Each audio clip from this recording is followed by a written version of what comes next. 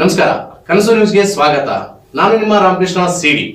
ಈಗ ವಾರ್ತೆಗಳ ವಿವರ. ಗಂಗಾವತಿಯ ಆರಾಧ್ಯ ದೈವ, ಕಾಯಕ ಯೋಗಿ, ಮಹಾಮಹಿಮ ತ್ರಿಕಾಲಜ್ಞಾನಿ ಚನ್ನಬಸವ ಶಿವಗಳವರ ದಿವ್ಯ ಚರಣಗಳಿಗೆ ಪಡಮಟ್ಟು ಶ್ರೀ ಚನ್ನಮಲ್ಲಿಕಾರ್ಜುನ ಟ್ರಸ್ಟ್ ಕಮಿಟಿ ವತಿಯಿಂದ ಶ್ರೀ ಗುರು ಚನ್ನಸ್ವಾಮಿ ಉಚಿತ ಕೋಚಿಂಗ್ ಸೆಂಟರ್ ಕಳೆದ 18 ವರ್ಷಗಳಿಂದ 9ನೇ ತರಗತಿ ಪಾಸಾಗಿ 10ನೇ ತರಗತಿ ಬಂದಂಥ ವಿದ್ಯಾರ್ಥಿಗಳಿಗೆ ಬೇಸಿಗೆ ರಜೆ ಅವಧಿಯಲ್ಲಿ ನಾವು ತರಬೇತಿಯನ್ನು ಕೊಡ್ತಾ ಬರ್ತಾ ಇದ್ದೇವೆ. ಇದು 19ನೇ ವರ್ಷ.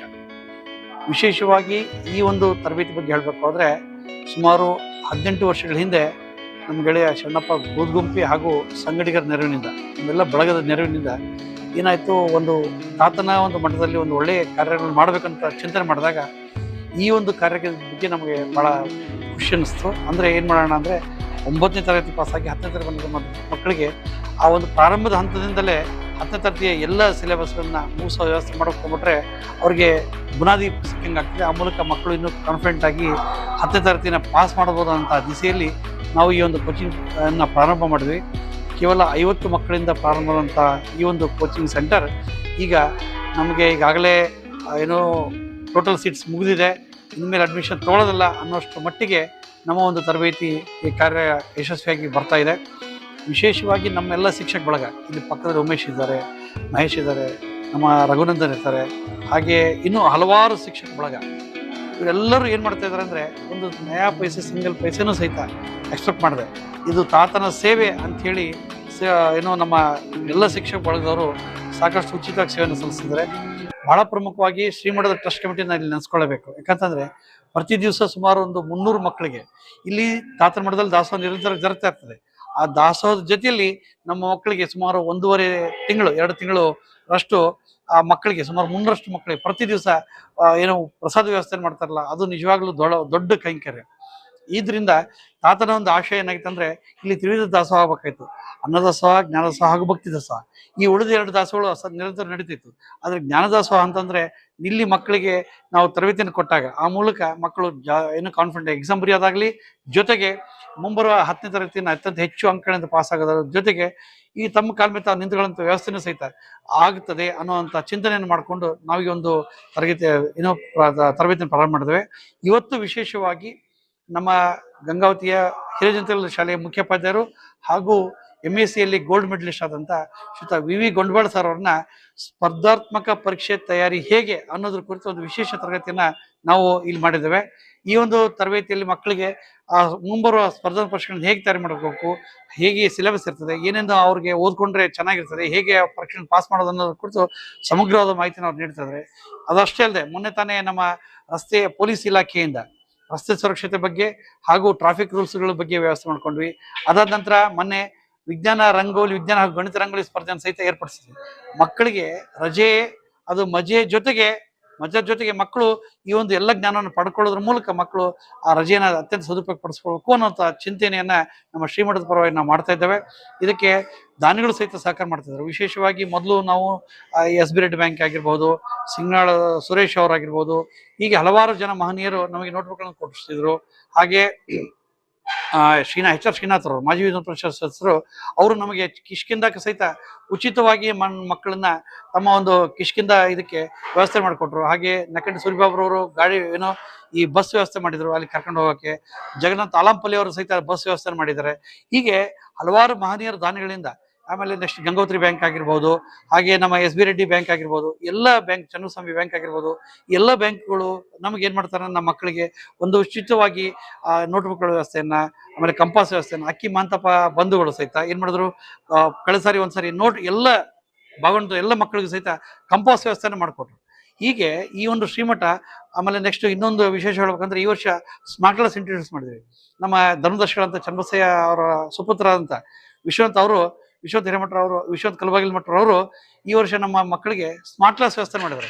ನೋಡ್ರಿ, ಅದರಿಂದ ಎಷ್ಟು ಮಕ್ಕಳಿಗೆ ಹೆಲ್ಪ್ ಆಗ್ತದೆ ಅಂದರೆ ಹೃದಯದ ನೈಜ ಒಂದು ಹಾರ್ಟ್ ಬೀಟನ್ನು ನಾವು ಯೂಟ್ಯೂಬ್ ಮೂಲಕ ಮಕ್ಕಳಿಗೆ ಹಾಕಿದಾಗ ಆ ಒಂದು ಹೇಗೆ ಕೆಲಸ ಮಾಡುತ್ತೆ ಅನ್ನೋದು ಸಹಿತ ಮಕ್ಕಳು ಬಹಳ ಸಮಗ್ರವಾಗಿ ನೋಡ್ಕೊಳ್ಳೋಕೆ ಅವಕಾಶ ಆಗ್ತದೆ. ಈ ದಿಸೆಯಲ್ಲಿ ಮಕ್ಕಳ ಕಲಿಕೆ ಏನಾಗ್ತದೆ, ಅದು ಗುಣಮಟ್ಟದ ಕಲಿಕೆ ಆಗ್ತದೆ. ಆ ಮೂಲಕ ಮಕ್ಕಳು ನೆನ್ಪಿಟ್ಕೊಳ್ಳೋಕೆ ಬಹಳ ಸರಳ ಆಗ್ತದೆ. ಈ ದಿಸೆಯಲ್ಲಿ ಎಲ್ಲ ದಾನಿಗಳು ಸಹಿತ ನಾನು ಈ ಸಂದರ್ಭದಲ್ಲಿ ಸ್ಮರಿಸ್ಕೊಳ್ತೇನೆ. ವಿಶೇಷವಾಗಿ ನಮ್ಮೆಲ್ಲ ಶಿಕ್ಷಕ ಒಳಗೈತಲ್ಲ, ಅದು ನಿಜವಾಗ್ಲೂ ಅವರಿಗೆ ಎಷ್ಟು ನಮನಗಳನ್ನು ಸಲ್ಲಿಸಿದ್ರು ಸಾಲದು. ಆ ಒಂದು ಶಿಕ್ಷಕ ಒಳಗ ನಾವು ಪ್ರತಿ ದಿವಸ ಏನ್ ಮಾಡ್ಬಿಡ್ತೀವಿ, ಟೈಮ್ ಟೇಬಲ್ ಹಾಕ್ಬಿಡ್ತೀವಿ ಅಡ್ವಾನ್ಸ್, ಒಂದು ದಿವಸ ಅಡ್ವಾನ್ಸ್. ಇವತ್ತು ಈ ತರಗತಿ ಈ ಸಮಯದಿಂದ ಈ ಸಮಯಕ್ಕೆ ಒಬ್ಬ ಶಿಕ್ಷಕ, ಈ ಸಮಯದಿಂದ ಈ ಸಮಯಕ್ಕೆ ಒಬ್ಬ ಶಿಕ್ಷಕ, ಎಷ್ಟು ಸಿಸ್ಟಮೆಟಿಕ್ ಅವ್ರು ಬಂದು ತಮ್ಮ ಪಾಠಗಳನ್ನ ತಪ್ಪಿಸ್ತಾರೆ ಅಂತಂದ್ರೆ, ಯಾವ ಒಂದು ಸರ್ಕಾರಿ ಶಾಲೆಗಳು ಸಹಿತ, ಅಂದ್ರೆ ಯಾವ್ಯಾವ ಶಾಲೆಗಳು ಸಹಿತ ಇಷ್ಟು ನೀಟಾಗಿ ವ್ಯವಸ್ಥೆ ಆಗಿರೋಕ್ಕೆ ಸಾಧ್ಯನೇ ಇಲ್ಲ ಅನ್ಸುತ್ತೆ ನನಗೆ. ಅಂತ ಒಂದು ವ್ಯವಸ್ಥೆಯನ್ನ ನಮ್ಮ ಎಲ್ಲ ಶಿಕ್ಷಕ ಬಳಗ ನೆರವೇರಿಸ್ಕೊಂಡಿರ್ತಾರೆ. ಅದ್ರ ಜೊತೆಗೆ ನಮ್ಮ ಊಟದ ವ್ಯವಸ್ಥೆಯನ್ನ ನಮ್ಮ ಈ ಅರುಣ್ ಅವರು ಆಗ್ಲಿ, ಅವರ ತಮ್ಮ ಉದಯ್ ಆಗ್ಲಿ, ಹಾಗೆ ಸಚಿನ್ ಆಗ್ಲಿ, ಹಾಗೆ ನಮ್ಮ ಎಲ್ಲ ಬಳಗದವರು ಸಹಿತ ಈ ಒಂದು ವ್ಯವಸ್ಥೆ ಮಾಡ್ತಾ ಇದ್ದಾರೆ. ಜೊತೆಗೆ ನಮ್ಮ ಮಾಧ್ಯಮದ ಮಿತ್ರರಿಗೂ ಸಹಿತ ನಾನು ಈ ಸಂದರ್ಭದಲ್ಲಿ ಧನ್ಯವಾದ ಅರ್ಪಿಸಕ್ಕೆ ಇಷ್ಟಪಡ್ತೇನೆ. ಯಾಕಂತಂದ್ರೆ ಈ ಒಂದು ಕಾರ್ಯಕ್ರಮಗಳನ್ನ ಎಲ್ಲ ಕಡೆ ಬಿತ್ತರಾದಾಗ ಒಂದು ಒಂದು ಒಳ್ಳೆ ಕಾರ್ಯಗಳನ್ನ ನೋಡಿ ಅದಂತರ ಹೂವಿನಿಂದ ಹೂವು ಬೆಳೀತದೆ ಅಥವಾ ದೀಪದಿಂದ ದೀಪ ಪ್ರಜ್ವಲಿಸ್ತದೆ ಅನ್ನೋ ರೀತಿಯಲ್ಲಿ ಒಂದು ಒಳ್ಳೆ ಕಾರ್ಯಕ್ರಮ ಇಲ್ಲಿ ಮಾಡ್ತಿದೆ ಅಂತಂದಾಗ ಮತ್ತೊಂದಕ್ಕೆ ಅದು ಸ್ಫೂರ್ತಿ ಆಗ್ಲಿ ಅನ್ನೋ ದಿಸೆಯಲ್ಲಿ ಈ ಮಾಧ್ಯಮ ಈ ಕೆಲಸ ಮಾಡ್ತಾ ಇದೆ. ಅವ್ರಿಗೂ ಸಹಿತ ನಾನು ತುಂಬ ಧನ್ಯವಾದಿಸ್ತೇನೆ. ತಾತನ ಆಶೀರ್ವಾದ ಎಲ್ಲ ಈ ಒಂದು ಸದ್ಭಕ್ತರ ಸಲ್ಲಲಿ. ಆ ಮೂಲಕ ನಮ್ಮ ಮಕ್ಕಳ ಇಲ್ಲಿಂದ ಕೋಚಿಂಗ್ ಬರೋಂಥ ಮಕ್ಕಳ ಎಲ್ಲರೂ ಬಹಳ ಬಂಗಾರವಾಗ್ಲಿ ಅನ್ನೋ ದಿಸೆಯಲ್ಲಿ ಧನ್ಯವಾದಿಸ್ತೇನೆ. ಧನ್ಯವಾದಗಳು. ಮತ್ತೆ ಇನ್ನೊಂದು ಏರ್ಫೋರ್ಸ್ ಬರುತ್ತೆ. ಇದಕ್ಕೆ ಸಂಬಂಧಪಟ್ಟಂತೆ ಪರೀಕ್ಷೆಗಳನ್ನ ಮಾಡೋ ಮುಂದೆ ಏನ್ ಮಾಡ್ತಾರೆ ಅಂದ್ರೆ 2 ಪತ್ರಿಕೆಗಳು ಇರ್ತಾವಲ್ಲಿ. ಯಾಕೆ ಹೇಳ್ತೇನೆ ಅಂದ್ರೆ, ನಾನು ಇದನ್ನ NDAದಲ್ಲಿ ಇರ್ತಕ್ಕಂಥ ಅವಕಾಶಗಳು ಎಷ್ಟು ಇದಾವ ಅಂದ್ರ, ನೀವು ಸೆಲೆಕ್ಷನ್ ಆದ್ನಂದ್ರೆ ಅದು UPSC ಅವ್ರು ಕಂಡಕ್ಟ್ ಮಾಡ್ತಾರೆ. ಅದನ್ನ ಕೇಂದ್ರ ಲೋಕಸೇವಾ ಆಯೋಗ ಕಂಡಕ್ಟ್ ಮಾಡುತ್ತೆ. ಪರೀಕ್ಷೆ ಫೀಸ್ ಬರೇ ₹100. ಪರೀಕ್ಷೆದ ಫೀಸ್ ₹100. ಅವ್ರು ಕೊಟ್ಟಿರೋ ಕ್ವಶನ್ ಪೇಪರ್ ಪ್ರಿಂಟ್ ಮಾಡಿರ್ತಲ್ಲ, ಅದ್ರ ದುಡ್ಡು ಆಗೋದಿಲ್ಲ. ಅದು 2 ಕ್ವಶನ್ ಪೇಪರ್ ಇರ್ತಾವ, ಪೇಪರ್ 1 ಪೇಪರ್ 2 ಅಂತ. ಪೇಪರ್ 1 ಬರೇ ಗಣಿತ ಇರುತ್ತೆ, 300 ಮಾರ್ಕ್ಸ್ ಇರುತ್ತೆ. ಪೇಪರ್ 2 ದಲ್ಲಿ ಜನರಲ್ ಪೇಪರ್ ಅದು 600 ಮಾರ್ಕ್ಸ್ ಇರುತ್ತೆ. 2 ಪೇಪರ್ ಕ್ವಾಲಿಫೈ ಆಗ್ಬೇಕಾಗಿರುತ್ತೆ. ಇಲ್ಲಿ ಏನ್ ಮಾಡ್ತಾರೆ ಅಂದ್ರೆ, ಯಾಕೆ ಇದನ್ನ ಇಷ್ಟು ಸ್ಟ್ರೆಸ್ ಮಾಡಿ ಹೇಳ್ತಾ ಇದೀನಿ ಅಂದ್ರೆ, ಸೆಲೆಕ್ಟ್ ಆದ್ನಿ ಅಂದ್ರ ಅವರೇ ಬಿಟೆಕ್ ಅನ್ನ ಓದಿಸ್ತಾರೆ ನಿಮ್ಗೆ. ಅವರೇ ಬಿಟೆಕ್ ಓದಿಸ್ತಾರ. ಓದ ಮುಂದ್ರ ನಿಮ್ಗ ಪ್ರತಿ ತಿಂಗಳ ₹35,000 ಸ್ಟೈಫಂಡ್ ಕೊಡ್ತಾರ. 4 ವರ್ಷದ್ದು ನಿಮ್ದು ಬಿಟೆಕ್ ಮುಗಿದ ತಕ್ಷಣ ಏನಂದ್ರೆ ಅಂದ್ರ ಆಫೀಸರ್ ಆಗಿ NDA 3 ಲ್ಯಾಂಡ್ ಇರ್ಬೋದು, ನೇವಿ ಇರ್ಬೋದು, ಏರ್ಫೋರ್ಸ್ ಅಲ್ಲಿ ಜಾಬ್ ಕೊಡ್ತಾರೆ. 100% ಜಾಬ್ ಅಶ್ಯೂರ್ಡ್. ಯಾಕಂದ್ರೆ ಅದನ್ನ ಓದಿಸೋದನ್ನು ಅವರೇ. ಇದು NDA ಎಕ್ಸಾಮಿನ ಮಾತು. ನೀವು PUC ಸೈನ್ಸ್ ಅಲ್ಲಿ ಒಳ್ಳೆ ಸ್ಕೋರ್ ಮಾಡಿ ಸ್ವಲ್ಪ ಜನರಲ್ ನಾಲೆಜ್ ಅವೆಲ್ಲ ಚೆನ್ನಾಗಿ ನಿಮ್ ನಾಲೆಜ್ ಇತ್ತು ಅಂದ್ರೆ ಆ ಎಕ್ಸಾಮ್ ಅನ್ನ ಟ್ರೈ ಮಾಡ್ಲಿಕ್ಕೆ ಚೆನ್ನಾಗಿದೆ. ನಾರ್ಮಲ್ ಇಂಜಿನಿಯರ್ ಡಾಕ್ಟರ್ ಆಗೋದಕ್ಕಿಂತ ಅಲ್ಲಿ ಒಂದು ಒಳ್ಳೆ ರೆಪ್ಯುಟೇಷನ್ ಇರುತ್ತೆ ಸಮಾಜದಲ್ಲಿ. ಒಬ್ಬ ಒಳ್ಳೆ ಆರ್ಮಿ ಆಫೀಸರ್ ಆಗಿ ಡೆವಲಪ್ ಆಗ್ಲಿಕ್ಕೆ ಅವಕಾಶ ಇರುತ್ತೆ. ಗಂಡು ಟ್ರೈ ಮಾಡ್ಬೋದು, ಹೆಣ್ಣುಡ್ರಿಗೆ ಕೂಡ ಅವಕಾಶ ಐತೆ ಅಲ್ಲಿ. ನಾನು ಮೊನ್ನೆ ಧಾರವಾಡಕ್ಕೆ ಆ ಎಕ್ಸಾಮ್ಗೆ ನಮ್ಮ ಹುಡುಗನ್ ಕರ್ಕೊಂಡು ಹೋದಾಗ ಬಹುತೇಕ ಹುಡುಗಿಯರು ಬಂದಿದ್ರು ಆ ಎಕ್ಸಾಮ್ಗೆ. ಅದಕ್ಕೆ ಕೂಡ ಸಾಕಷ್ಟು ಕಾಂಪಿಟೇಷನ್ ಇರುತ್ತೆ. ನಿಮ್ಗೆ ಆಶ್ಚರ್ಯ ಆಗುತ್ತೆ, ಕೆಲವು ಮಿಲಿಟರಿ ಅಕಾಡೆಮಿ ಸ್ಕೂಲ್ ಅಂತ ಇರ್ತಾವ, ಅವ್ರು ಒಂದೊಂದು ಬಸ್ ತಗೊಂಡ್ ಬಂದಿರ್ತಾರೆ ಹುಡುಗನ್ ಕರ್ಕೊಂಡು. ಒಂದೊಂದು ಬಸ್ ಬಂದಿರ್ತಾವ ಹುಡುಗರು. ಅಷ್ಟು ಕಾಂಪಿಟೇಷನ್ ಐತೆ. ನಮ್ಮ ಕರ್ನಾಟಕದಾಗ ಅಂದ್ರೆ ಧಾರವಾಡ ಒಂದು ಸೆಂಟರ್ ಐತಿ. ಧಾರವಾಡ ಸೆಂಟರ್ ಬರ್ತಕ್ಕಂಥ ಬಹುತೇಕ ಅಭ್ಯರ್ಥಿಗಳು ಯಾರಾದ್ರೂ ಮಹಾರಾಷ್ಟ್ರದಿಂದ ಬಂದಿರ್ತಾರೆ ಹುಡುಗರು. ಅವತ್ತಿನ ದಿನ ಎಕ್ಸಾಮ್ ಇದ್ದ ಧಾರವಾಡದ ರೂಮ್ ಸತೆ ಸಿಗೋದಿಲ್ಲ, ಅಷ್ಟು ರಶ್ ಇರುತ್ತೆ ಅದ್ರ ಎಕ್ಸಾಮ್. NDA exam. ಇವೆಲ್ಲ ಏನು ಅಂದ್ರೆ PUC ಸೈನ್ಸ್ ಮೇಲೆ ಇರ್ತಕ್ಕಂಥ ಅವಕಾಶಗಳು ಇವು. ಇನ್ನು ಬಹಳಷ್ಟು ಅದಾವು. ವೈರ್ಲೆಸ್ ಡಿಪಾರ್ಟ್ಮೆಂಟ್ ಅಲ್ಲೆಲ್ಲ ಕರೀತಾರ. ಮತ್ ಪೊಲೀಸ್ ಕಾನ್ಸ್ಟೇಬಲ್ ಆದಾಗ PUC ಸೈನ್ಸ್ ಓದಿದ್ರು ಅಂದ್ರ ಅವ್ರಿಗೆ ಕೆಲವೊಂದಿಷ್ಟು ಬೇರೆ ಬೇರೆ ಆದ್ಯತೆಗಳನ್ನ ಕೊಡ್ತಾರ ಅಲ್ಲಿ ನೇಮಕಾತಿ ಆದ್ಮೇಲೆ. ಈಗ ಇಲ್ಲಿ ಬಂದಿವ ಅಂತ ತಿಳ್ಕೊಡ್ರಿ. ಈಗ SDA ಎಲ್ಲ ಇಲಾಖೆಗಳಲ್ಲಿ ದ್ವಿತೀಯ ದರ್ಜೆ ಸಹಾಯಕರು ಅಂತ ಇರ್ತಾರೆ. ಅದಕ್ಕೆ ಮಾನದಂಡ ಏನಂದ್ರೆ PUC ಕ್ವಾಲಿಫಿಕೇಶನ್. ಈಗ ನಾ ಬರ್ದಿರೋವೆಲ್ಲವು PUC ಮೇಲೆ ಇರೋ ಕಾಂಪಿಟೇಟಿವ್ ಎಕ್ಸಾಮ್ಸ್. ಅಂದ್ರೆ ಇನ್ನು 2 ವರ್ಷ ಆದ ತಕ್ಷಣ ನೀವು ಕಾಂಪಿಟೇಟಿವ್ ಎಕ್ಸಾಮ್ ಹೋಗ್ಬೇಕಾಗತ್ತು. ಇದ್ರ ಬಗ್ಗೆ ನಾಲೆಜ್ ಇರ್ಬೇಕಾಗತ್ತೆ ನಿಮ್ಗೆ. ಯಾಕ ಅಂದ್ರ ಇಲ್ಲಿ ನೋಡ್ರಿ, 2ನೇ ಎಕ್ಸಾಮ್ ಐತಿ, BSRB ಅಂತ ಬರ್ದಿ ನಾನು. ನೀವು BSRB ಎಕ್ಸಾಮ್ ಅಂದ್ರ ಇಲ್ಲಿ ಗಂಗಾವತಿಯಲ್ಲಿ ಇರ್ತಕ್ಕಂಥ ಯಾವುದೇ ಬ್ಯಾಂಕಿಗೆ ಹೋಗ್ರಿ, ಕನ್ನಡ ಮಾತಾಡೋರು ಅದಾರ ಅಲ್ಲಿ ಬ್ಯಾಂಕ್ನಾಗ? ಇಂಗ್ಲಿಷ್ ಮಾತಾಡೋರು ಅದಾರ? ಯಾವ ಲ್ಯಾಂಗ್ವೇಜ್ ಮಾತಾಡೋರು ಜಾಸ್ತಿ ಅದಾರ ಹೇಳ್ರಿ? ಹೋಗಿಲ್ಲ ನೀವು ಬ್ಯಾಂಕಿಗೆ?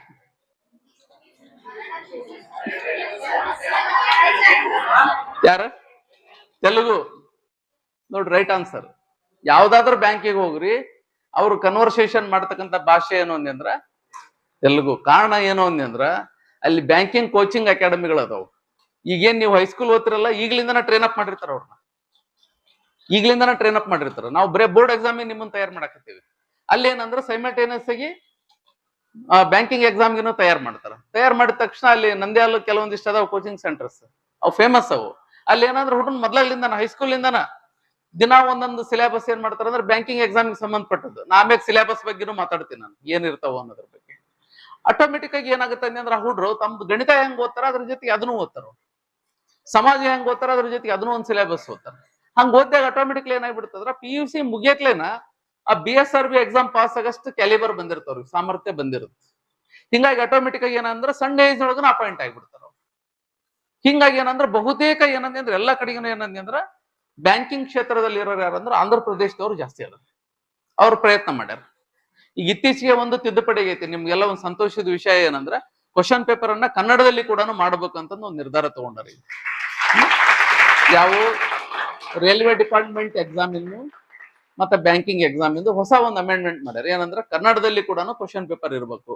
ಮೊದಲೇನಂದ್ರೆ 2 ಮಾಧ್ಯಮದಲ್ಲಿ ಕ್ವಶನ್ ಪೇಪರ್ ಬರ್ತಿದ್ವು, ಒಂದು ಹಿಂದಿ ವರ್ಷನ್ ಇರ್ತಿತ್ತು, ಇನ್ನೊಂದು ಇಂಗ್ಲಿಷ್ ವರ್ಷನ್ ಇರ್ತಿತ್ತು. ಇತ್ತೀಚಿನ ದಿನಗಳಲ್ಲಿ ಅಂದ್ರೆ 2 ಪೋರ್ಷನ್ ಇರ್ತಾವ. ನೀವು ಯಾವುದೇ ಕಾಂಪಿಟೇಟಿವ್ ಎಕ್ಸಾಮ್ ನೋಡ್ರಿ, ನವೋದಯ ಅವನ್ನೆಲ್ಲ ನೋಡ್ರಿ, ನೀವು ಒಂದ್ ಕಡೆ ಕನ್ನಡದಾಗಿದ್ರೆ ಇನ್ನೊಂದ್ ಕಡೆ ಇಂಗ್ಲಿಷ್ ಅಲ್ಲಿ ಇರುತ್ತೆ. NMMS ಅದ ತರ ಇತ್ತು, ನೀವು ಬರ್ದಿರ್ತಕ್ಕಂಥ NMMS ಎಕ್ಸಾಮ್ ಒಂದ್ ಕಡೆ ಕನ್ನಡ ಇರ್ತಿತ್ತು, ಇನ್ನೊಂದ್ ಕಡೆ ಇಂಗ್ಲಿಷ್ ಇರ್ತಿತ್ತು. ಇನ್ನು ಮುಂದೆ ಬರ್ತಕ್ಕಂಥ ಎಲ್ಲಾ ಸ್ಪರ್ಧಾತ್ಮಕ ಪರೀಕ್ಷೆಗಳು ಕೂಡ ಹಂಗೆ ಇರ್ತಾವ, ಒಂದ್ ಕಡೆ ಕನ್ನಡ ಇರುತ್ತೆ, ಇನ್ನೊಂದ್ ಕಡೆ ಏನಾಗಿರುತ್ತೆ ಇಂಗ್ಲಿಷ್ ಇರುತ್ತೆ. ಈಗ ನೋಡ್ರಿ NDA ಎಕ್ಸಾಮ್ ಒಂದ್ ಕಡೆ ಇಂಗ್ಲಿಷು, ಒಂದ್ ಕಡೆ ಹಿಂದಿ, ಕನ್ನಡ ಇಲ್ಲ ಅಲ್ಲಿ.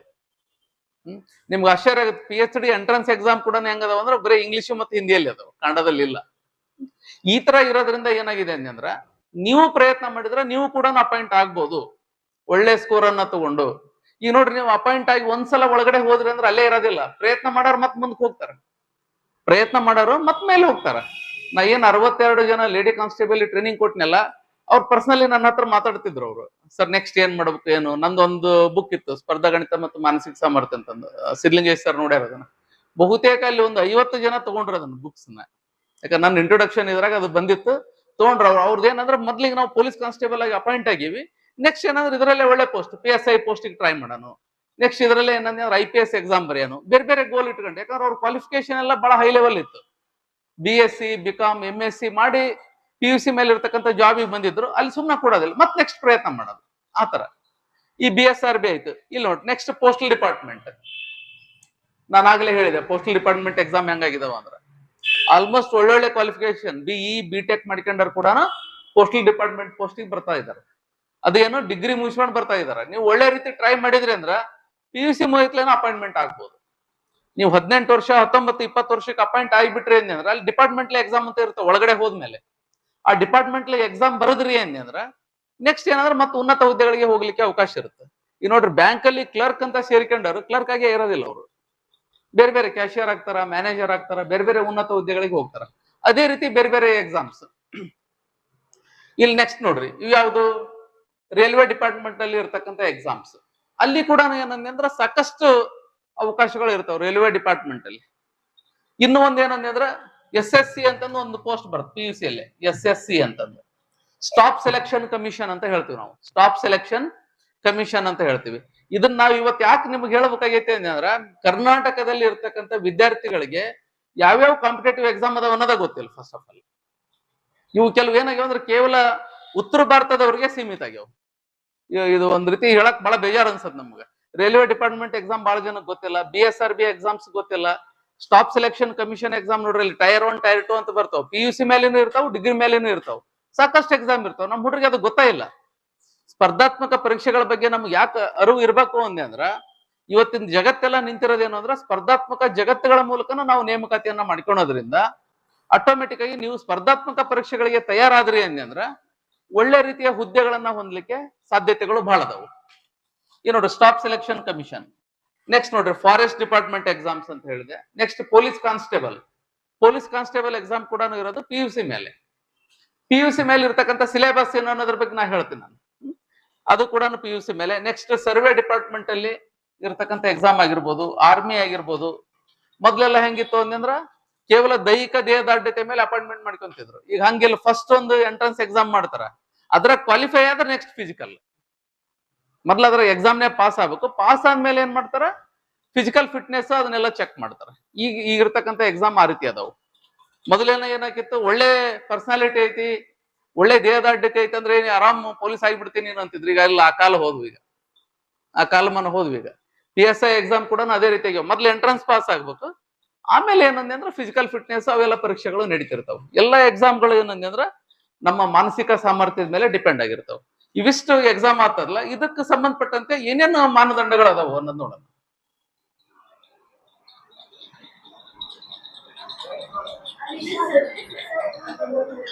ಯಾವುದು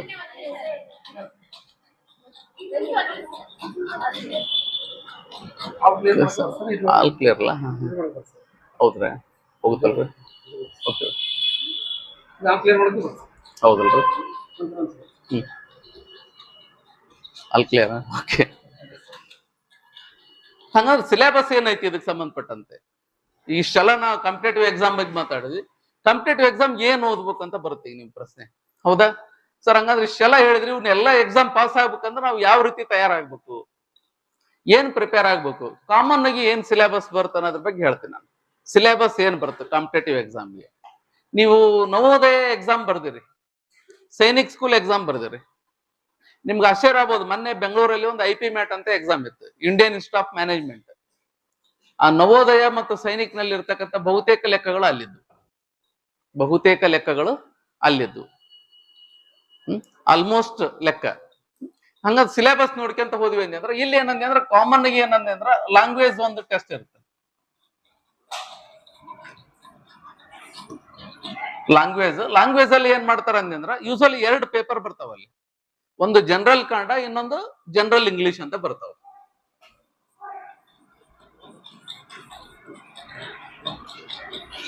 ಜನರಲ್ ಕನ್ನಡ, ಇನ್ನೊಂದು general English. Okay, general Kannada ಮತ್ತು ಜನರಲ್ ಇಂಗ್ಲಿಷ್ ಪರೀಕ್ಷೆಗಳು ಹೆಂಗಿರ್ತಾವು ಅಂದ್ರ ಇವು 10th ಲೆವೆಲ್ನಾಗ ಇರ್ತಾವ. ಗೊತ್ತಿರಲಿ ನಿಮ್ಗೆ 10th ಲೆವೆಲ್ ನೋಡ್ರಿ. ಇದಕ್ಕೆ ಮಾನದಂಡ ಏನು ಅಂದ್ರ 10th ಲೆವೆಲ್ನಾಗ ಗೊತ್ತಿರಷ್ಟು ಕನ್ನಡ ಗೊತ್ತಿದ್ರೆ ಸಾಕು, ಇಂಗ್ಲಿಷ್ ಗೊತ್ತಿದ್ರೆ ಸಾಕು. ಇದನ್ನ ಏನ್ ಮಾಡ್ತಾರ ಕಾಂಪಿಟೇಟಿವ್ ಎಕ್ಸಾಮ್ ಅಲ್ಲಿ ಕೇಳಿರ್ತಾನೆ. SDA ಎಕ್ಸಾಮ್ ಅಂದ್ವಿ ಅಂತ ತಿಳ್ಕೊಳ್ರಿ, ಒಂದ್ ಕನ್ನಡ ಪೇಪರ್ ಇರುತ್ತೆ, ಅದ್ರಾಗ ನಾ ಮಿಕ್ಸ್ ಮಾಡಿರ್ತಾನ ಲ್ಯಾಂಗ್ವೇಜ್ ಪೇಪರ್ನ. ಒಂದ್ ಸಣ್ಣದ್ ಪ್ಯಾರಾ ಕೊಟ್ಟಿರ್ತಾನೆ ಕನ್ನಡದಾಗ, ಅದನ್ನ ಇಂಗ್ಲಿಷ್ ಟ್ರಾನ್ಸ್ಲೇಷನ್ ಮಾಡ್ರಿ ಅಂತ ಕೊಟ್ಟಿರ್ತಾನೆ. ಇನ್ನೂ ಒಂದ್ ಏನ್ ಮಾಡ್ತಾನ, ಇಂಗ್ಲಿಷ್ ಅಲ್ಲಿ ಒಂದ್ ಪ್ಯಾರಾ ಕೊಟ್ಟಿರ್ತಾನ, ಅದನ್ನ ಕನ್ನಡ ಟ್ರಾನ್ಸ್ಲೇಷನ್ ಮಾಡ್ರಿ ಅಂತ ಕೊಟ್ಟಿರ್ತಾನ. ಇದರ ತತ್ಸಮ ರೂಪ ಯಾವುದು ಅಂತಂದು ಒಂದು ಕೊಟ್ಟಿರ್ತಾನ, 4 ಆಪ್ಷನ್ ಕೊಟ್ಟಿರ್ತಾನ. ತತ್ಸಮ ತದ್ಭವ ನೀವು 6ನೇ ಕ್ಲಾಸ್ಲಿಂದ ಓದ್ಕೊಂತ ಬಂದಿರಿ, ಅಪ್ ಟು 10th ತನಕ ಏನ್ ತತ್ಸಮ ತದ್ಭವ ಬರ್ತಾವ ಅವೇ ಇರ್ತಾವು. ಮತ್ತೆ ಇನ್ನೊಂದು ಗೊತ್ತಿರಲಿ ನಿಮ್ಗೆ, ಇದು language general Kannada general English paper ಹೆಂಗಿರುತ್ತೋ ಅಂದ್ರ ಈವನ್ KAS ಎಕ್ಸಾಮ್ಗೆ ಹೋದ್ರು ಕೂಡ ಅಲ್ಲಿ ಇದು ಒಂದು ಪೇಪರ್ ಇರುತ್ತೆ. ಇವೆರಡು ಪೇಪರ್ ಇರ್ತಾವ, ಜನರಲ್ ಕನ್ನಡ ಜನರಲ್ ಇಂಗ್ಲಿಷ್ ಅಂತಂದು 150 ಮಾರ್ಕ್ಸಿನ ಪರೀಕ್ಷೆಗಳು ಇರ್ತಾವ. ಇವು 2 ಪೇಪರ್ ಮಿನಿಮಮ್ ಪಾಸ್ ಆಗ್ಬೇಕು ಅಂದ್ರಷ್ಟೇ ನೆಕ್ಸ್ಟ್ ಪೇಪರ್ ವ್ಯಾಲ್ಯೂಯೇಷನ್ ಮಾಡ್ತಾರ. ಈಗ ನಾನು 2008ರಲ್ಲಿ KES ಪರೀಕ್ಷೆ ಬರೆದಾಗ ನಮ್ಗೆ ಇವೆರಡು ಪೇಪರ್ ಇದ್ದು, ಜನರಲ್ ಕನ್ನಡ ಜನರಲ್ ಇಂಗ್ಲಿಷ್. ಇವನ್ನ ಕ್ವಾಲಿಫೈ ಆಗ್ಬೇಕು. ಇವನು ಕ್ವಾಲಿಫೈ ಆದ್ರೆ ನೆಕ್ಸ್ಟ್ ಉಳಿದ ಪೇಪರ್ ಚೆಕ್ ಮಾಡ್ತಾರ. ಕ್ವಾಲಿಫೈ ಆಗಿಲ್ಲ ಅಂದ್ರೆ ಉಳಿದ ಯಾವ ಪೇಪರ್ ಚೆಕ್ ಮಾಡೋದಿಲ್ಲ. ಅಂದ್ರೆ ಕಂಪಲ್ಸರಿ ಇದು ಇವನ್ ಪಾಸ್ ಆಗೋದು. General Kannada general English level ನೋಡ್ರಿ, 10th ಲೆವೆಲ್, 10ನೇ ತರಗತಿವರೆಗೆ ಏನ್ ಇಂಗ್ಲಿಷ್ ನಾಲೆಜ್ ಇರುತ್ತೆ ನಿಮ್ಗ, ಅಷ್ಟು ನಾಲೆಜ್ ಇದ್ರೆ ಸಾಕು. ಇಂಗ್ಲಿಷು 10th ಲೆವೆಲ್ಗೆ ಇದ್ರೆ ಸಾಕು. ಯಾವ ಎಕ್ಸಾಮ್ ಬೇಕಾದ್ರೂ ಬರಿಬಹುದು ನೀವು competitive exam. General Kannada general English up to 10th level ಇರುತ್ತೆ. ಇದು ಲ್ಯಾಂಗ್ವೇಜ್ಗೆ ಸಂಬಂಧಪಟ್ಟಂಗಾಯ್ತು. ಇನ್ನೊಂದು ಪೇಪರ್ ಏನ್ ಬರ್ತು ಅಂದ್ರಲ್ಲಿ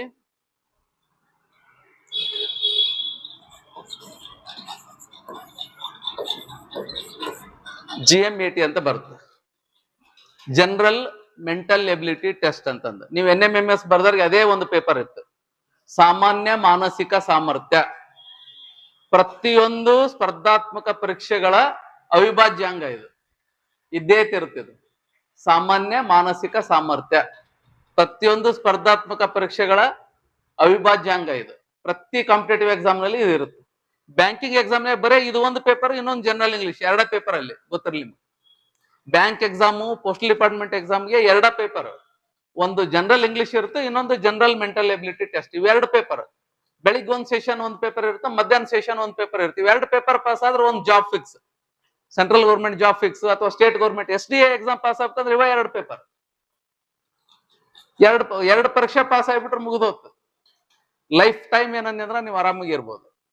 GMAT ನೋಡ್ರಿ, ಇಲ್ಲಿ ಮೆಂಟಲ್ ಎಬಿಲಿಟಿ ಟೆಸ್ಟ್ ಅಂದ್ರೆ ಏನೇನ್ ಬರ್ತಾವ ಇದ್ರಾಗ. ಇಷ್ಟು ಸಿಲೆಬಸ್ ನಾನು ಹೇಳಕ್ಕಾಗಲ್ಲ, ಕೆಲವೊಂದಿಷ್ಟು ಅದ್ರ ಇಂಪಾರ್ಟೆಂಟ್ ಹಿಂಟ್ಸ್ ಹೇಳ್ಬೋದು ನಾನು ನಿಮ್ಗೆ. ಕೋಡಿಂಗ್ ಡಿ ಕೋಡಿಂಗ್ ಅಂತ ಬರುತ್ತೆ ಒಂದು, ಹೌದಾ? Coding and D coding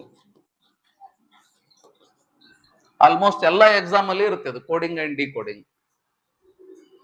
coding and decoding ಅಂದ್ರೆ ಇದರಲ್ಲಿ ಮತ್ತೆ 3 ಟೈಪ್ ಹೋಗ್ತೀವಿ ನಾವು. ಒಂದು ಅಲ್ಫಾಬೆಟ್ ಕೋಡಿಂಗ್ ಡಿಕೋಡಿಂಗ್ ಮಾಡಿರ್ತೀವಿ. ಅಲ್ಫಾಬೆಟ್ಸ್ ಇಂಗ್ಲಿಷಿನ 26 ಅಕ್ಷರ ತಗೊಂಡು 26 ಅಕ್ಷರಗಳನ್ನ ಏನ್ ಮಾಡಿರ್ತೀವಿ, ಡಿಕೋಡ್ ಮಾಡಿರ್ತೀವಿ ನಾವು. ಇಂಗ್ಲಿಷಿನ 26 ಅಕ್ಷರಗಳನ್ನ ಡಿಕೋಡ್ ಮಾಡಿ ಇದನ್ನ ಮಾಡ್ತೀವಿ ನಾವು. ಫಾರ್ ಎಕ್ಸಾಂಪಲ್ ಈಗ ಏನಂದ್ರೆ ಅಂದ್ರ ಕೋಡಿಂಗ್ ಅಂಡ್ ಡಿಕೋಡಿಂಗ್ ಅಂದ್ರ ಇಲ್ಲಿ ಯೂಶಲಿ ಏನ್ ಮಾಡಿರ್ತಾರ ಅಂದ್ರ ABCD ಹಿಂಗ್ ತಗೊಂಡಿರ್ತಾರ. ABCD ಅಪ್ ಟು Z ವರೆಗೆ ತಗೊಂತೀವಿ ನಾವು ಇಂಗ್ಲಿಷ್ ಅಲ್ಫಾಬೆಟ್ಸ್. ಇದಕ್ಕೆ ಏನ್ ಮಾಡಿರ್ತಾರ ಅಂದ್ರ ಒಂದು ಶಬ್ದ ಕೊಟ್ಟು ಅದನ್ನ ಡಿಕೋಡ್ ಮಾಡಿರ್ತಾರ. ಒಂದು ಶಬ್ದ ಕೊಟ್ಟು ಅದನ್ನ ಡಿಕೋಡ್ ಮಾಡಿರ್ತಾರೆ. ಹೆಂಗ್ ಡಿಕೋಡ್ ಮಾಡಿರ್ತಾರ ಅಂತ ಒಂದ್ ಎಕ್ಸಾಂಪಲ್ ಹೇಳ್ತೀನಿ ನಾನು. ಈಗ ಇಲ್ಲೇ ಐತಿ, ABCD ಅನ್ನು BCDE ಎಂದು ಬರೆದರೆ, ನೋಡ್ರಿ ABCD ಅನ್ನು BCDE ಎಂದು ಬರೆದರೆ EFGH ಅನ್ನು ಹೇಗೆ ಬರೆಯುವ್ರಿ ಅಂತ ಒಂದು ಕ್ವಶನ್ ಇದೆ, ಒಂದು ಸಣ್ಣ ಕ್ವಶನ್ ಇದೆ. ABCD ಅನ್ನು BCDE ಎಂದು ಬರೆದರೆ EFGH ಅನ್ನು ಯಾವ ರೀತಿ ಬರೆಯುವ್ರಿ? ಏನ್ ಮಾಡ್ಯಾರ ಇಲ್ಲಿ ನೋಡ್ರಿ, ಇಲ್ಲಿ ಒಂದ್ ಅಕ್ಷರ ಮುಂದಕ್ಕೆ ಶಿಫ್ಟ್ ಆಗೈತಿ. A ಐತಿ B ತಗೊಂಡಾರ, B ಐತಿ C ಮಾಡ್ಯಾರ, C ಐತಿ D ಮಾಡ್ಯಾರ, D ಐತಿ E ಮಾಡ್ಯಾರ. ಅಂದ್ರೆ ಒಂದು ಅಕ್ಷರ ಮುಂದಕ್ಕೆ ಶಿಫ್ಟ್ ಆಗೈತಿ. ಇದನ್ನು ಅಷ್ಟ ಮಾಡ್ಬೇಕು ನಾವು. E ಐತಿ, ಇದ್ ಮುಂದಿನ ಅಕ್ಷರ ಏನು? F, F ಐತಿ, G ಐತಿ, H ಐತಿ. ಇಷ್ಟು ಬರದ್ರ ಈ ತರ ಏನಂದ್ರೆ ಕೆಲವು ಟ್ರಿಕ್ಕಿ ಕ್ವಶನ್ಸ್ ಕೇಳಿರ್ತಾರೆ. ಇನ್ನು ಕೆಲವೊಮ್ಮೆ ಏನಂದ್ರೆ ಯಾವ್ದಾದ್ರು ಒಂದು ಇಂಗ್ಲಿಷಿಯನ್ ವರ್ಡ್ ಕೊಟ್ಟಿರ್ತಾರ. APPLE ಆಪಲ್ ಎನ್ನುವುದನ್ನು ಈ ರೀತಿ ಬರೆದ್ರೆ ಇನ್ನೊಂದು ಶಬ್ದವನ್ನ ಯಾವ ರೀತಿ ಬರೀತೀರಿ, ಈ ತರ ಕೇಳ್ತಾರೆ. ಇನ್ನು ಕೆಲವೊಮ್ಮೆ ಏನ್ ಮಾಡ್ತಾನೆ ಅಂದ್ರೆ ಇದು ಅಲ್ಫಾಬೆಟ್ಸಿಗೆ ಸಂಬಂಧಪಟ್ಟಂತ ಕೋಡಿಂಗ್ ಡಿಕೋಡಿಂಗ್. ಇನ್ನೊಂದ್ ಏನ್ ಮಾಡ್ತಾನೆ ಅಂದ್ರೆ ಅಲ್ಫಾ ನ್ಯೂಮರಿಕ್ ಅಂತ ಮಾಡ್ತಾನೆ. ಅಲ್ಫಾ ನ್ಯೂಮರಿಕ್ ಅಂದ್ರ ಅರ್ಧ ಇಂಗ್ಲಿಷ್ ಅಕ್ಷರ ಕೊಟ್ಟಿರ್ತಾನ, ಅದಕ್ಕೆ ಅರ್ಧ ನಂಬರ್ ಕೊಟ್ಟಿರ್ತಾನ.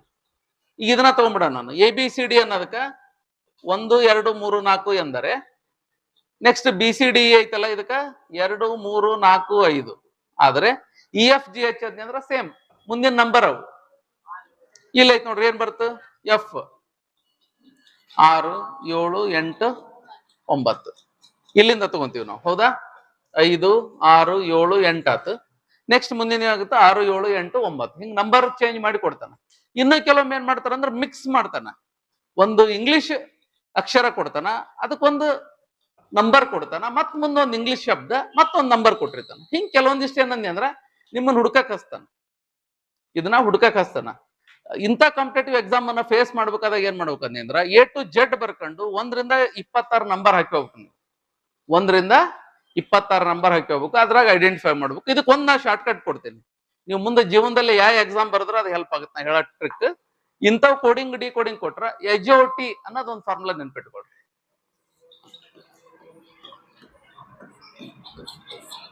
HOT ಇದಕ್ ನಾ ಏನ್ ಮಾಡ್ತೇನೆ ಅಂದ್ರೆ HOTಗೆ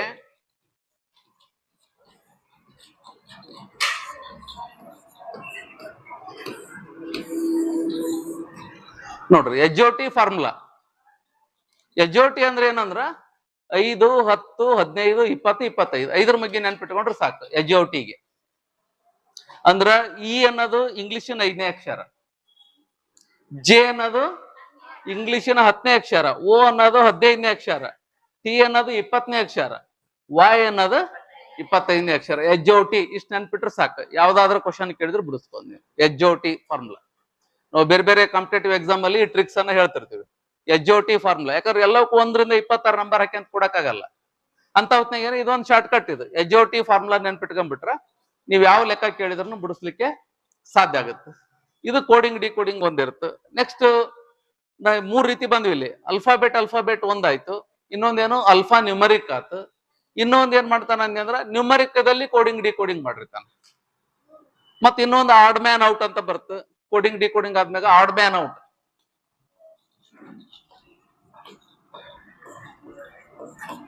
ಆಡ್ ಮ್ಯಾನ್ ಔಟ್ ಅಂದ್ರೆ ಗುಂಪಿಗೆ ಸೇರದ ಪದವನ್ನು ತೆಗೆಯಿರಿ, ಗುಂಪಿಗೆ ಸೇರದ ಪದವನ್ನು ತೆಗೆಯಿರಿ ಅಂತ ಹೇಳ್ತೇವೆ.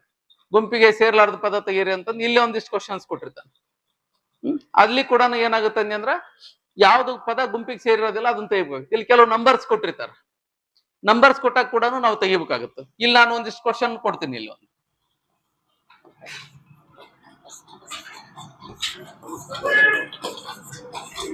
ಓಕೆ, ಇದ್ರಲ್ಲಿ ಯಾವ ತೆಗಿತೀರಿ? ಇಲ್ಲೊಂದು ಲೆಕ್ಕ ಕೊಟ್ಟಿ ನಾನೀಗ, ನಂಬರ್ಸ್ ಕೊಟ್ಟಿ ನಾನು.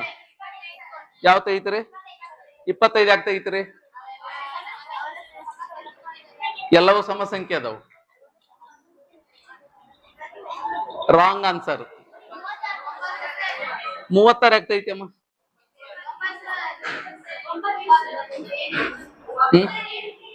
ಯಾವ ತೆಗಿತೀರಿ, ಯಾಕೆ ತೆಗಿತೀರಿ? ಕಾರಣ 8 ಹೇಳಮ್ಮ ಯಾಕ? Very good, that is the answer. ನೋಡ್ರಿ, ಇಲ್ಲಿ ಕಾಂಪಿಟೇಟಿವ್ ಎಕ್ಸಾಮ್ ಅಂದ್ರೆ ಇದು ಹಿಂಗಿರುತ್ತೆ. ಇಲ್ಲಿ ನೋಡ್ರಿ 8, 9, 16, 25, 36 ಕೊಟ್ಟಿವಿ ನಾವು. ನೋಡ್ರಿ 9, 16, 25, 36 ಇವೆಲ್ಲ ವರ್ಗ ಸಂಖ್ಯೆಗಳು. ಇವೆಲ್ಲ ಏನು ವರ್ಗ ಸಂಖ್ಯೆಗಳು ಇವು. ಆದ್ರೆ 8 ವರ್ಗ ಸಂಖ್ಯೆ ಅಲ್ಲ. ಹಿಂಗಾಗಿ 8 ತೆಗಿಬೇಕು ನಾವು. ಸಮ ಸಂಖ್ಯೆ ಬೆಸ ಸಂಖ್ಯೆ ಅಲ್ಲ ಅಲ್ಲಿ ಲೆಕ್ಕ. ಇದು ನೀವು ಸಮ ಸಂಖ್ಯೆ ಇಲ್ಲಿ ನೋಡ್ರಿ, 9 ಬೆಸ ಸಂಖ್ಯೆ, 25 ಬೆಸ ಸಂಖ್ಯೆ. ಹಂಗಂದ್ರೆ ಹೌದಾ? ಟ್ಯಾಲಿ ಆಗೋದು ಯಾವುದು? ನೋಡ್ರಿ 8 ಒಂದ ವರ್ಗ ಸಂಖ್ಯೆ ಅಲ್ಲ. 9 3 ವರ್ಗ 9, 4 ವರ್ಗ 16, 5 ವರ್ಗ 25, 6 ವರ್ಗ 36. ಆದ್ರೆ 8 ಯಾವ್ದಾದ್ರು ವರ್ಗಮೂಲ ಐತೆ ಅದಕ್ಕೆ? ಇಲ್ಲ. ಹಿಂಗಾಗಿ 8 ತೆಗಿಬೇಕಲ್ಲಿ. ಈ ತರ ಏನಂದ್ರ ಕೆಲವೊಂದಿಷ್ಟು ಟ್ರಿಕಿ ಕ್ವಶನ್ಸ್ ಇರ್ತಾವ. ಇನ್ನೊಂದು ಕಾಂಪಿಟೇಟಿವ್ ಎಕ್ಸಾಮ್ ಅಂದ್ರ ಒಂದು ನಾವು ಕಾಮನ್ ಆಗಿ ಹೇಳ್ತೀವಿ ಎಲ್ಲರಿಗೆ. ನಾವು ಕೋಚಿಂಗ್ ಕೊಡಕ್ ಹೋದಲ್ಲೆಲ್ಲ ಹೇಳೋದೇನು ಅಂದ್ರ use common sense before using intelligence. ಏನ? Use common sense before using intelligence. ನಾವು ಇದನ್ನ ಕಂಡು ಹಿಡಿಯೋದಕ್ಕೆ ಮೊದ್ಲ ಏನ್ ಮಾಡ್ಬೇಕು ಅಂದ್ರ ಮೊದ್ಲು ನಮ್ಮ ಸಾಮಾನ್ಯ ಜ್ಞಾನ ಉಪಯೋಗ ಮಾಡ್ಕೋಬೇಕು. ಅದನ್ನ ನೋಡ್ಬೇಕು ನಾನು, ಅಂದ್ರೆ ಗೊತ್ತಾಗುತ್ತೆ. ಇಲ್ಲಿ ನೋಡ್ರಿ, ನೀವೇನ್ ಮಾಡಿದ್ರಿ, ಏನೇನೋ ಹೇಳಿದ್ರಿ ನೀವು, ಅದ್ರ ಸರಿಯಾದ ಉತ್ತರ ಏನಾಗಿತ್ತು ಅಲ್ಲಿ? 8 ಆಗಿತ್ತು. ಅದಕ್ಕೆ ನಾವೇನಂದ್ರೆ ಕಾಮನ್ ಸೆನ್ಸ್ ಅನ್ನ ಜಾಸ್ತಿ ಬಳಕೆ ಮಾಡ್ಕೋಬೇಕು. ಸ್ಪರ್ಧಾತ್ಮಕ ಪರೀಕ್ಷೆ ಅಂದ್ರ ಕೆಲವೊಮ್ಮೆ ಉತ್ತರ ನಮ್ಗೆ ಅಲ್ಲೇ ಕ್ವಶನ್ಯಾಗನ ಇರುತ್ತೆ. ಉತ್ತರ ಪ್ರಶ್ನೆಯಲ್ಲಿನ ಇರುತ್ತೆ. ಅದನ್ನ ಐಡೆಂಟಿಫೈ ಮಾಡ್ತಕ್ಕಂತ ಒಂದು ಚಾಣಾಕ್ಷತನ ಇರ್ಬೇಕು. ಮತ್ ಇನ್ನೊಂದು ಸ್ಪರ್ಧಾತ್ಮಕ ಪರೀಕ್ಷೆಗಳು ಅಂದ್ರ ಅಲ್ಲಿ 2 ಬೇಕು ನನಗ, ಸ್ಪೀಡ್ ಅಂಡ್ ಅಕ್ಯುರೇಸಿ. 2 ಇರ್ಬೇಕು. ಸ್ಪೀಡ್ ಇರ್ಬೇಕು ಮತ್ತೆ ಅಕ್ಯುರೇಸಿ ಇರ್ಬೇಕು. ಯಾಕಂದ್ರೆ ಏನು, ಈ ಬೋರ್ಡ್ ಎಕ್ಸಾಮ್ನಾಗ 3 ತಾಸು ಟೈಮ್ ಇರೋದಿಲ್ಲ. ಅಲ್ಲಿ 60 ಕ್ವಶನ್ ಇರ್ತಾವು, 60 ನಿಮಿಷ ಇರುತ್ತೆ ಟೈಮ್. 60 ಕ್ವಶನ್ಸ್ 60 ನಿಮಿಷ ಅಂದ್ರೆ ಒಂದು ಕ್ವಶನ್ಗೆ ಎಷ್ಟಾಯ್ತ್ರಿ? ಒಂದು ಕ್ವಶನ್ಗೆ 1 ನಿಮಿಷ ಆಯ್ತು. ಅಂದ್ರೆ 1 ನಿಮಿಷದೊಳಗೆ ಒಂದು ಕ್ವಶನ್ ಬಿಡಿಸ್ಬೇಕು ನಾವು. ಇನ್ನು ಕೆಲವು ಕ್ವಶನ್ಸ್ ಹೆಂಗಿರ್ತಾವ ಅಂದ್ರ ನೋಡಿದ ಕೂಡ 5 ಸೆಕೆಂಡ್ ನೀವು ಟಿಕ್ ಮಾಡ್ತೀರಿ. 5 ಸೆಕೆಂಡ್ ಅಲ್ಲಿ ಟಿಕ್ ಮಾಡ್ತೀರಿ. ಮತ್ ಇನ್ನೊಂದು ಟಿಕ್ ಮಾಡ್ತಕ್ಕಂಥ ವಿಧಾನ ಹೆಂಗಿರುತ್ತೆ ಅಂದ್ರೆ ಅದಕ್ಕೊಂದು OMR ಶೀಟ್ ಅಂತ ಕೊಟ್ಟಿರ್ತಾರೆ. ಏನು? OMR sheet. OMR optical mark reader ಅಂತ ಹೇಳ್ತೀವಿ ನಾವು. ಏನು? Optical mark reader. ಅಲ್ಲಿ ಏನಂದ್ರೆ ಬಬಲ್ಸ್ ಬಂದಿರ್ತಾವ, ಅದನ್ನ ರೌಂಡ್ ಹಾಕ್ಬೇಕು ನೀವು. ರೌಂಡ್ ಹಾಕೋದು ಮತ್ತೆ ಕಂಪ್ಯೂಟರ್ ಮೂಲಕ ವ್ಯಾಲ್ಯೂಯೇಷನ್ ಆಗುತ್ತೆ. ಅದು ಪೇಪರ್ಸ್ ಎಲ್ಲ ವ್ಯಾಲ್ಯೂಯೇಷನ್ ಆಗೋದೇನು ಕಂಪ್ಯೂಟರ್ ಮೂಲಕ ಆಗುತ್ತೆ. ಇಲ್ಲಿ ನೋಡ್ರಿ OMR ಶೀಟ್ ಅಲ್ಲಿ ಏನ್ ಮಾಡಿರ್ತಾರ ಅಂದ್ರ ಇಲ್ಲಿ 1ನೇ ಕ್ವಶನ್ ಇದಕ್ಕೆ ಆಪ್ಷನ್ಸ್ ಕೊಟ್ಟಿರ್ತಾರ ಅವ್ರು. ಇಲ್ಲಿ ABCD ಇರುತ್ತೆ. ಅದಕ್ಕೊಂದು ಸ್ಮಾಲ್ ಬಬಲ್ ಬಂದಿರ್ತವೆ ಎಲ್ಲ ಕಡೆಗೆ. ಸರಿಯಾದ ಉತ್ತರಕ್ಕೆ ಏನಂದ್ರ ಬಬಲ್ ನ ಶೇಡ್ ಮಾಡ್ಬೇಕು ನೀವು ಪೂರ್ತಿಯಾಗಿ. ಸಪೋಸ್ ಶೀತ್ ಅಂತ ತಿಳ್ಕೊರಿ, ಈ ಸೀನ್ ಏನ್ ಮಾಡ್ಬೇಕು, ಕಂಪ್ಲೀಟ್ ಆಗಿ ಶೇಡ್ ಮಾಡ್ತೀರಿ ನೀವು. ಹೌದಾ? ಈ ತರ ಶೇಡ್ ಮಾಡ್ಬೇಕು. ಮತ್ತೆ ಶೇಡ್ ಮಾಡೋ ಮುಂದೆ ಬಹಳ ಕೇರ್ಫುಲ್ ಆಗಿ ಇರ್ಬೇಕಾಗತ್ತೆ. ಆ ಶೇಡ್ ಪೂರ್ತಿ ಹೊರಗನು ಹೋಗ್ಬಾರ್ದು, ಅದಕ್ಕಿಂತ ಕಡಿಮೆನೂ ಆಗ್ಬಾರ್ದು. ಮತ್ತೆ ಯಾವ್ದಾದ್ರು ಒಂದು ಆನ್ಸರ್ ಮೇಲೆ ಒಂದ್ ಚಿಕ್ಕಿ ಇಟ್ಟು ಮುಂದಕ್ಕೆ ಹೋಗ್ಬಿಟ್ರಿ ಅಂದ್ರ ಅವಾಗ ಏನಾಗುತ್ತೆ ಅಂದ್ರೆ ಕಂಪ್ಯೂಟರ್ ಓದ ಮುಂದೆ ನೀವು ಒಂದೇ ಕ್ವಶನ್ಗೆ 2 ಮಾರ್ಕ್ ಮಾಡಿರಿ ಅಂತಂದು ಕಂಪ್ಯೂಟರ್ ಏನ್ ಮಾಡುತ್ತಂದ್ರ ಅವ್ 2ಕ್ಕೂ ಮಾರ್ಕ್ಸ್ ಹಾಕೋದಿಲ್ಲ, ಅದು 0 ಕೊಡುತ್ತೆ. ಇದು ಬಹಳ ಗೊತ್ತಿರ್ಬೇಕು. ಬಹಳಷ್ಟು ಅಭ್ಯರ್ಥಿಗಳು ತಪ್ಪು ಮಾಡೋದು ಎಲ್ಲಿ ಅಂದ್ರ ಇಲ್ಲಿ. ಸರ್ ನಾನು ಎಕ್ಸಾಮ್ ಚೀಫ್ ಆಗಿದ್ದ ಕೇಳ್ತಿರ್ತಾರೆ, ಸರ್ ನಮ್ಗೆ ಸ್ವಲ್ಪ ವೈಟ್ನರ್ ಕೊಡ್ರಿ, ಒಂದ್ ತಪ್ಪು ಹಾಕ್ಬಿಟ್ಟಿ, ನಾನು C ಹಾಕ್ಬಿಟ್ಟಿನಿ, ಈಗ ಅದು B ಹಾಕ್ತೀನಿ. ಅದಕ್ಕೆ ಅವಕಾಶ ಇಲ್ಲ. ಹಾಕ ಮುಂದನ ವಿಚಾರ ಮಾಡಿ ಹಾಕ್ಬೇಕು ನಾನು ಯಾವ್ದು ಸರಿ ಉತ್ತರ ಅನ್ನೋದನ್ನ, ಹೊರತು ಹಾಕಿದ ಮೇಲೆ ತಿದ್ಲಿಕ್ಕೆ ಅವಕಾಶ ಇಲ್ಲ. ಮತ್ತೆ ಇದು ಈ ಉತ್ತರ ಅಂತ ಹಿಂಗ್ ಚಿಕ್ಕಿ ಇಡಬಾರ್ದು ಅದ್ರ ಮೇಲೆ. ಅರ್ಥ ಆಯ್ತಾ? ನೀವು ಬೇಕಾದ್ರೆ ಕ್ವಶನ್ ಪೇಪರ್ನ ಏನಾದ್ರು ಮಾರ್ಕ್ ಮಾಡಿಕೊಳ್ರಿ. ಈ OMR ಶೀಟ್ ಅಲ್ಲಿ ಒಂದ್ಸಲ ಏನ್ ಫೈನಲ್ ಮಾಡ್ತಾರೆ ಅದು ಫೈನಲ್, ತಿದ್ದಕ್ ಅವಕಾಶ ಇಲ್ಲ. ಮತ್ತೆ ಡಬಲ್ ಮಾರ್ಕ್ ಮಾಡಕ್ ಅವಕಾಶ ಇಲ್ಲ, ವೈಟ್ನರ್ ಹಚ್ಚಕ್ ಅವಕಾಶ ಇಲ್ಲ, ಬ್ಲೇಡಿಲ್ ನಾನು ತೆಗಿತೀನಿ ಅನ್ನಕ್ ಅವಕಾಶ ಇಲ್ಲ, ಅವ್ ಯಾವಕ್ಕೂ ಅವಕಾಶ ಇಲ್ಲ. ಇದು ಬಹಳ ಸೂಕ್ಷ್ಮ ವಿಚಾರ ಇದೆ. ಯಾಕಂದ್ರೆ ಕೆಲವೊಬ್ರಿಗೆ ಗೊತ್ತಿರುತ್ತೆ ಇದು ಸರಿ ಉತ್ತರ ಯಾವ್ದಂತ ಅವಸರದಾಗ ಹಾಕ್ಬಿಡ್ತಾರ ಅವ್ರು. ಅವಸರ ಮಾಡಂಗಿಲ್ಲ. ಯಾವ್ದು ಸರಿ ಉತ್ತರ ಹಾಕ್ಬೇಕು ಅದಕ್ಕೆ ಹಾಕ್ಬೇಕು. ಆಮೇಲೆ ಏನ್ ಮಾಡ್ಬೇಕು ಅಂದ್ರೆ ಕರೆಕ್ಷನ್ ಮಾಡಕ್ ಅವಕಾಶ ಇಲ್ಲ. ಮೊದಲ ವಿಚಾರ ಮಾಡಿ ನಾನು ಸರಿ ಉತ್ತರವನ್ನು ಹಾಕ್ಬೇಕಾಗಿರುತ್ತೆ. ಇದು OMR ಸಿಸ್ಟಮ್. ಇದನ್ನ ಕೂಡ ಕರೆಕ್ಟ್ ಆಗಿ ತುಂಬೋದು ಅಷ್ಟೇ ಮುಖ್ಯ ಆಗಿರುತ್ತೆ. ಯಾಕಂದ್ರೆ ಬಹಳಷ್ಟು ಸಂದರ್ಭದಲ್ಲಿ ಏನಾಗುತ್ತೆ ಅಂದ್ರೆ ಅಭ್ಯರ್ಥಿಗಳಿಗೆ ಎಲ್ಲ ಗೊತ್ತಿರುತ್ತೆ, ಅದ್ರ ಹಾಕಂಬಂದು ಅವಸರ ಮಾಡಿಕೊಂಡು ತಪ್ಪನ್ನ ಮಾಡ್ತಕ್ಕಂಥ ಸಾಧ್ಯತೆಗಳು ಇರ್ತಾವ. ಅದಕ್ಕೆ ಒಂದು ಮುಂದಿನ ವಾರ್ತೆಗಳೊಂದಿಗೆ ಭೇಟಿಯಾಗೋಣ. ನಮಸ್ಕಾರ.